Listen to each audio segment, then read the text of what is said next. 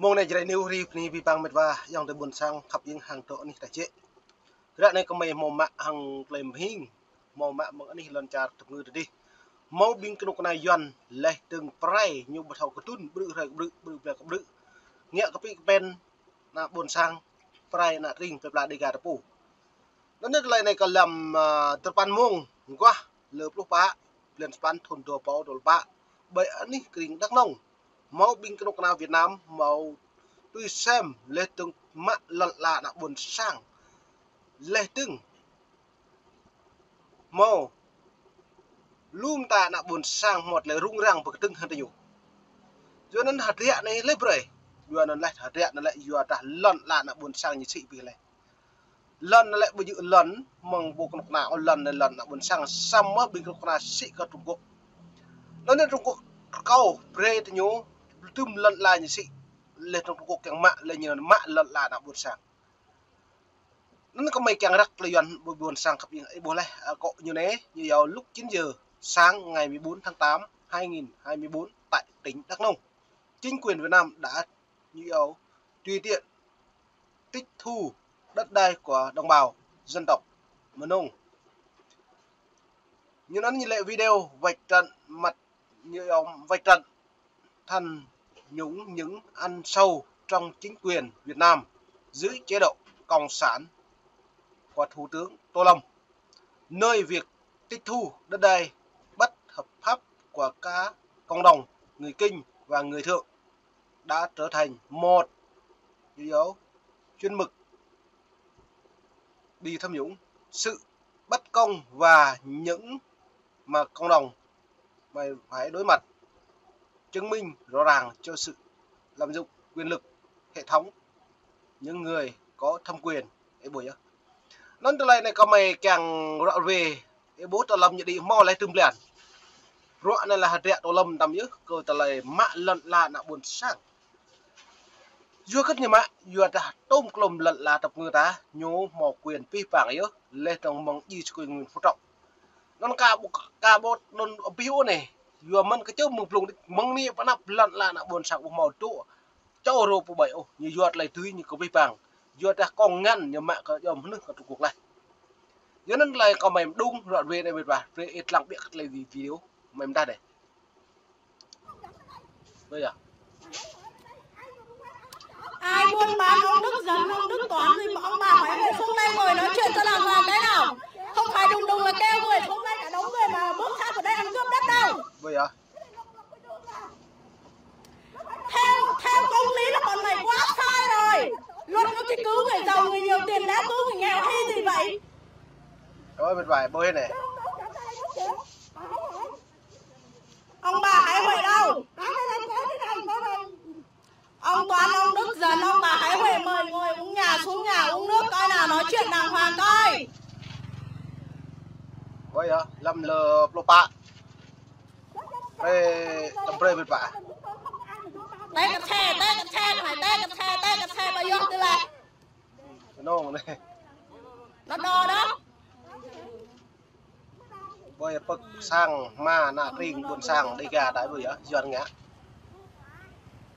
nè mình về quang coi nằm như bồ bê nào buồn sang một rồi lần là thì nhiều này nhưng pian bị cơ đồng do được cũng ăn ta sang ta bậc mà đấy như ngày bây giờ đây lăng mình về không có đau cái gì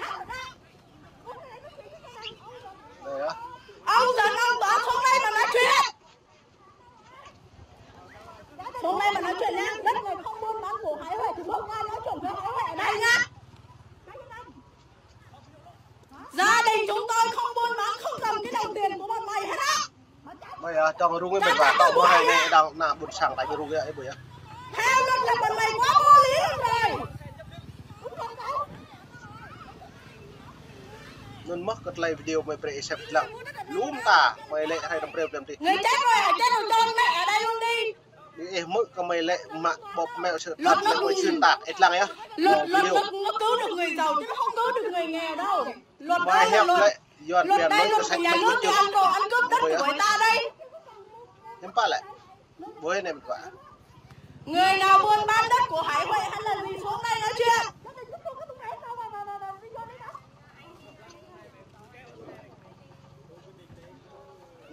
ăn cướp đất đây chị ơi, bọn ăn cướp đất để chia sẻ cho em cái, chia sẻ cho nhiều người biết với, chia sẻ lên cho nhiều người biết cho em với, chứ bọn nhà nước này là bọn ăn cướp đất, không hộ dân, không phụ thuộc vào ai, không cứu dân người nghèo đâu, cái bọn ăn cướp đất này. Đấy mình và hắn buồn sang trong ô đấy này. Cá bắt nạp cá bự lệ mông ni bắt nạp tông để serang buh là rung là bục lah là nạp buồn sang hàng bình công nam mình và cái lăng á rễ này nạp buồn sang tập nền này. Ôi chứ con soát nào này. Mẹ con sống ở đây không có cưỡng chế gì ở đây nữa. Không ăn luật chỉ cứu được người giàu chứ cứu được người nghèo à. Alo. Đang đến chưa?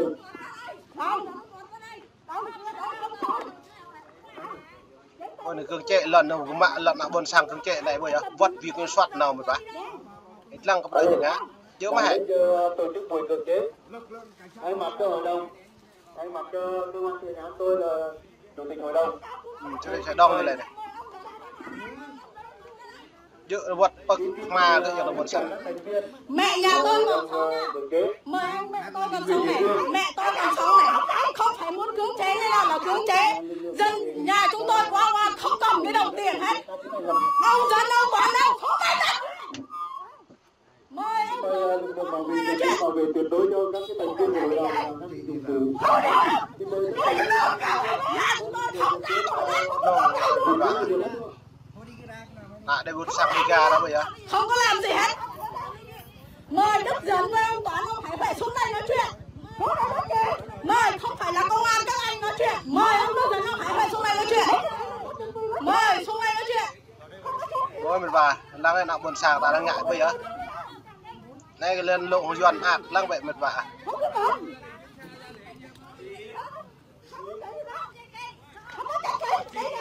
Để cho người ta làm đúng quy trình.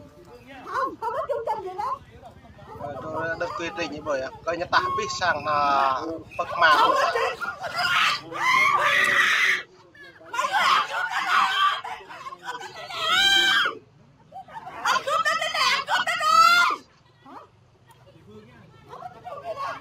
Trong khi mẹ tôi còn sống ở đây mà cái đây mình vào rồi này. Người mua người bán thì không ra mà. Gia đình tụi em không đi đâu có bán đâu. Oan lót thật chứ. Chẳng hạn như nhà mẹ anh, vợ anh đi bán đất không có chữ ký của anh. Không có chữ ký các con của anh. Anh có đồng ý không? Anh nhưng mà anh có đồng ý không?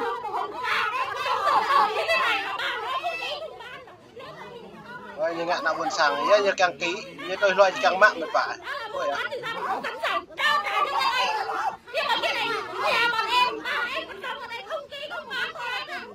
Đấy, chúng tôi không ăn đấy, không làm cái gì hết. Thì con cụ, con mày đo từ buổi tao này thì của mẹ chúng mày. Thích ta cái gì? Mẹ thôi chúng mày. Ta. Má mày. Bạn chỉ hiểu luật thì hiểu cho bằng em cái này là công lý quá sai rồi. Theo lý là quá sai rồi. Có phải một keo mệt vả, lại rồi nhà tài sang cơ mệt vả. Nói thật là như thế nhá. Nó có tôi đi trung ương này.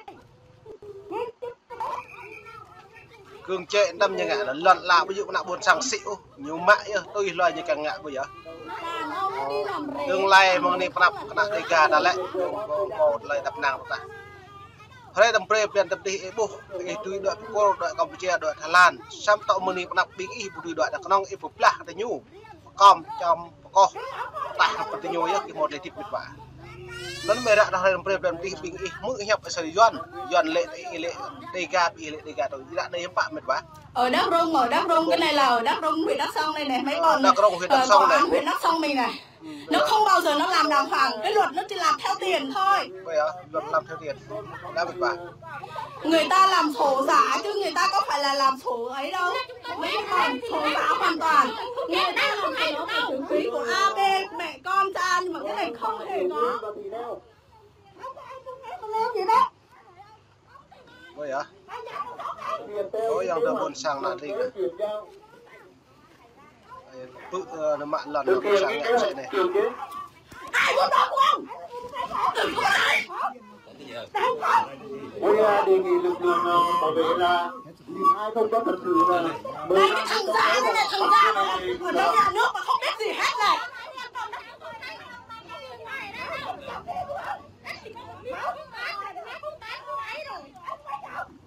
thì có phải là người liên quan trong cái vụ việc này đâu? Chị dâu tôi đây, em không? Đấy, tôi nói rồi, không? Người liên quan trong vụ việc này là ông Kiều Nguyên và bà Thị Theo, xin mời ông bà lại đây. Mình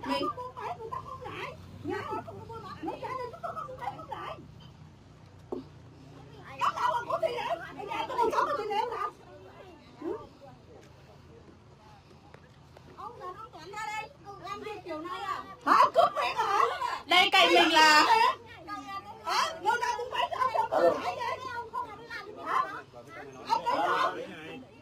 Thực hiện theo cái kế hoạch từ chế.